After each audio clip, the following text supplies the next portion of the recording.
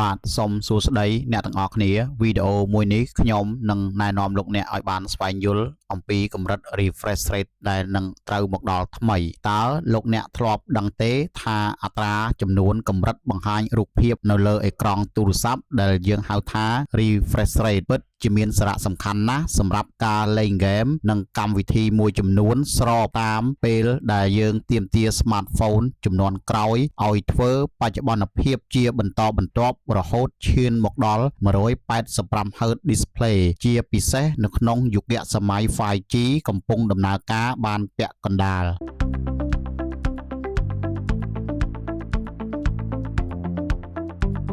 មុននឹងចូលដល់ការវិវត្តមួយនេះខ្ញុំសូមធ្វើការបកស្រាយអំពីអត្រាធ្វើឲ្យមានរូបភាពស្រស់ស្អាតរបស់រូបភាពគឺជាចំនួនដងដែលអេក្រង់ធ្វើបច្ចុប្បន្នភាពជាមួយរូបភាពថ្មីក្នុង1វិនាទីវាស់វែងជា Hertz សូមបញ្ជាក់ម្ដងទៀតថា refresh rate គឺជាចំនួនកម្រិតល្បឿន frame បង្ហាញរូបភាពលើអេក្រង់ទូរស័ព្ទឆ្លាស់ពី1 second ទៅ1 second គិតជា Hertz នេះមានន័យថាប្រសិនបើអេក្រង់មានកម្រិតបង្ហាញ 120Hz វាត្រូវធ្វើបច្ចុប្បន្នភាពរូបភាពក្នុងអេក្រង់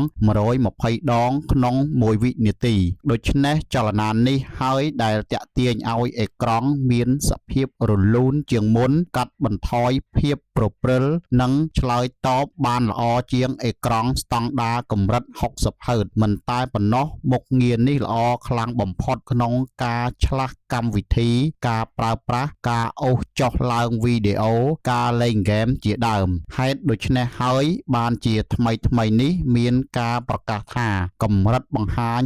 185Hz Ultra High Refresh Rate នឹងនាំយកភាពប្រសើរទៅកាន់ការប្រើប្រាស់លេងហ្គេមដែលផ្ទុយកាលពីកម្រិត 60Hz ជាស្តង់ដារមួយផុតសម័យកាលទៅហើយដោយសារតែបន្ទះឈីបទំនើបចុងក្រោយឥឡូវកាន់តែមានសមត្ថភាពហើយទូរស័ព្ទកាន់តែទំនើបអាចកាន់កាប់កម្មវិធីច្រើននិងមានចលនាអេក្រង់រស់រវើករំកិលអូសកាន់តែរលូនក្រុមហ៊ុនផលិត smartphone បានប្តូរទៅប្រើអេក្រង់ដែលមានកម្រិតខ្ពស់ជាងមុនដើម្បីបង្កើនផ្ដល់ជូនអ្នកប្រើប្រាស់នៅបទពិសោធន៍ថ្មីក៏អាចអនុញ្ញាតឲ្យការឆ្លាស់ចេញចូលប្រើប្រាស់មានសភាពរលូនផងដែរ 120Hz គឺជាស្តង់ដារបច្ចុប្បន្នសម្រាប់ smartphone រាប់ទាំង Android និង iPhone បន្ថែមលើនេះក្រុមហ៊ុនផលិតគ្រឿងបង្គុំហៅថា OEM ដែលដំណើរការដោយប្រព័ន្ធប្រតិបត្តិការ Android កំពុងតែជំរុញព្រំដែនប្រើប្រាស់ជាបន្តបន្ទាប់ដើម្បីឈានដល់ចំនួនកាន់តែខ្ពស់ថែមទៀតជាក់ស្ដែង Smartphone OnePlus 15មានអេក្រង់បង្ហាញ 1.5K ប្រើប្រាស់ refresh rate រហូតដល់ 165Hz ក្នុង1វិនាទីហេតុដូច្នេះហើយទើបបានជាមានការបង្រួមកម្រិតអេក្រង់ពី 2K មកត្រឹម 1.5K វិញដើម្បីឲ្យមានប្រសិទ្ធភាពទៅលើ 165Hz ដែលជាសមាមាត្រជាចុងក្រោយមិនយូរប៉ុន្មាននោះទេនឹងលេចចេញនៅទូរស័ព្ទថ្មីបន្ថែមទៀតលើសមត្ថភាពកម្រិតបង្ហាញខ្លាំងទៅដូចជា 2K ខណៈពេលដែលបន្ទះឈីប smartphone កំពុងមានសមត្ថភាពកាន់តែខ្លាំងឡើងជារៀងរាល់ឆ្នាំធ្វើទំនើបកម្មជាមួយបញ្ជីឈ្មោះហ្គេមថ្មីមានដង់ស៊ីតេខ្ពស់លើសពី